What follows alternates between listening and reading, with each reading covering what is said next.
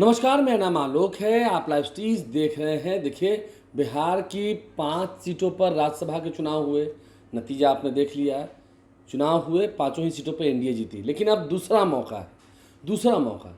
कई ऐसी सीटें हैं, लगभग 10-11 सीट ऐसी हैं बिहार विधान परिषद की जिस पर रिक्तियां हैं, जिन्हें भरा जाना है, जो अब खाली हो रही हैं। और इसे लेकर जल्द नोटिफिकेशन भी जारी होगा। अप्रैल का महीना आ गया, अभी तो नई सरकार बननी है, लेकिन किन किन लोगों की लॉटरी खुलने वाली है, किन किन लोगों की तकदीर इस बार पलटेगी, बीजेपी से, जेडीयू से, एलजेपी से, आरजेडी से, किन्हें किन्हें मौका मिलेगा। क्योंकि जो इक्वेशन है हम आपको समझाएंगे, लेकिन पहले बता दें इस साल किनका किनका टर्म खत्म हो रहा है। देखिए, सबसे पहले हम बात करेंगे 2 सीटें जो भी खाली हुई हैं, इनका कार्यकाल 4 साल का ही है। ऐसे तो जितने एमएलसी बनेंगे उनका कार्यकाल 6 साल का होगा, लेकिन 2 सीटें जो खाली हुई हैं, मंगल पांडे विधायक हो गए हैं, उनकी सीट खाली हुई। 2030 तक कार्यकाल है, 2030 तक उनमें 4 साल का कार्यकाल है, जो बाई इलेक्शन में जो जीत के आएंगे। इसके अलावा नीतीश कुमार ने भी इस्तीफा दे दिया है, उनका भी कार्यकाल 2030 तक था, अब इस्तीफा दे दिए, राज्यसभा जा रहे हैं, तो 4 साल उनका भी है। 2 एमएलसी की सीटें ये हैं।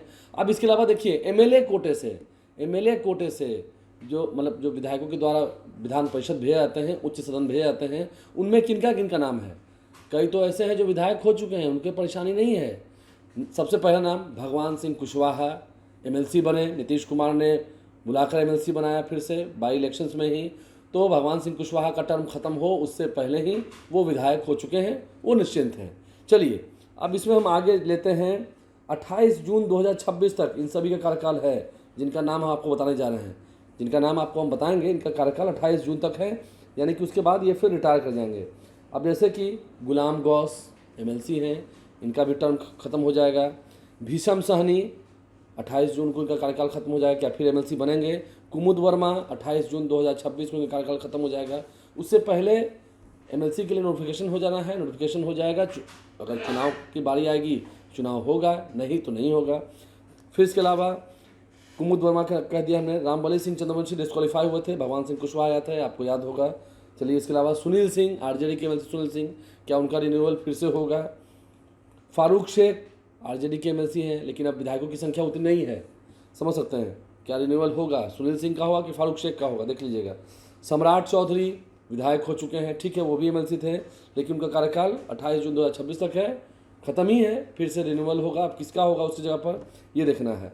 संजय मयूख, उनका भी कार्यकाल खत्म हो रहा है 28 जून को।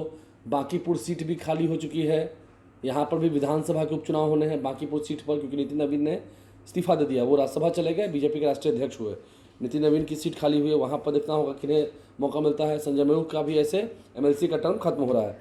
समीर कुमार सिंह कांग्रेस पार्टी से, याद होगा आपको कैसे लास्ट डे नॉमिनेशन हुआ था समीर सिंह, उनका भी खैर टर्म अब खत्म हो रहा है। देखते देखते कैसे 6 साल बीत गए, ये पता ही नहीं चला। तो ये लगभग कितनी सीटें हो गए आप समझ सकते हैं। इन सीटों पर चुनाव होने हैं, इन 10-11 सीटों पर, 11 सीटों पर, माफ कीजिए, 11 सीटों पर। 2 सीटें जो नीतीश कुमार और मंगल पांडे की हैं, इसके अलावा 9 सीटें ऐसे हैं। तो ऐसे में 11 सीटों पर उपचुनाव होने हैं। अब जिस तरह से विधायकों की संख्या है, आरजेडी के बिना कोई लड़ाई हुए आरजेडी की तरफ से 1 एमएलसी तो जाएंगे, कन्फर्म है। अब देखिए, क्योंकि अब एनडीए है, नीतीश कुमार की पार्टी को भी जाना है, बीजेपी को भी जाना है, एलजेपी से भी अब एमएलसी कोई जाएंगे। अब कौन जाएंगे, देखिए कई सारे नामों की चर्चा होती है, हम किसी का नाम नहीं लेंगे, किन पर चिराग मेहरबान होंगे, किस कार्यकर्ता को एमएलसी पद देंगे, किसे भेजेंगे, वो चिराग पासवान जाने।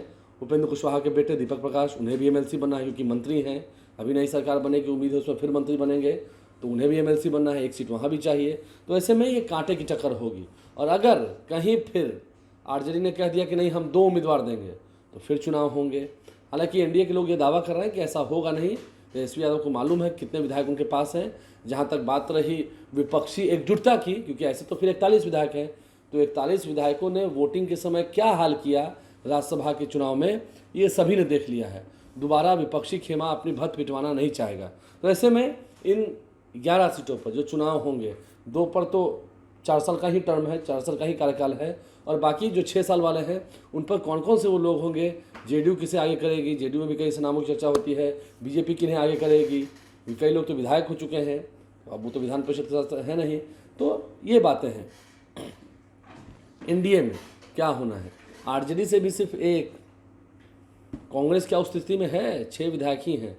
क्या लेफ्ट पार्टी जो एमआईएम पार्टी सपोर्ट करेगी? क्योंकि एमआईएम पार्टी तो अपना उम्मीदवार देगी। अगर ऐसा होता है एमआईएम पार्टी अपना उम्मीदवार देती है, क्योंकि राज्यसभा के चुनाव में उन्होंने तेजस्वी यादव को मदद किया, उनके 5 विधायकों ने वोट दिया, ये तय है। अब तेजस्वी यादव के विधायक उनको छोड़ के चले गए, हार गए, वो उनका फॉल्ट। तो अगर ऐसे में अगर एमआईएम पार्टी अपना उम्मीदवार देती है तो फिर तेजस्वी यादव अपना उम्मीदवार नहीं दे पाएंगे। देखना होगा उस वक्त क्या होता है। गठबंधन धर्म बहुत सारी बातें होती हैं। खैर, राजनीति में कुछ भी चीज़ परमानेंट नहीं है, ये बात तो तय है। आप लाइव स्ट्रीम साहब बने रहें, हमारे चैनल को सब्सक्राइब कर लें। किनकी किस्मत खुलेगी, किनकी लॉटरी खुलेगी अगले 1-2 महीने के अंदर, ये देखना होगा। हमारे चैनल को सब्सक्राइब कर लें, साथ साथ फेसबुक पेज भी लाइक करें। धन्यवाद।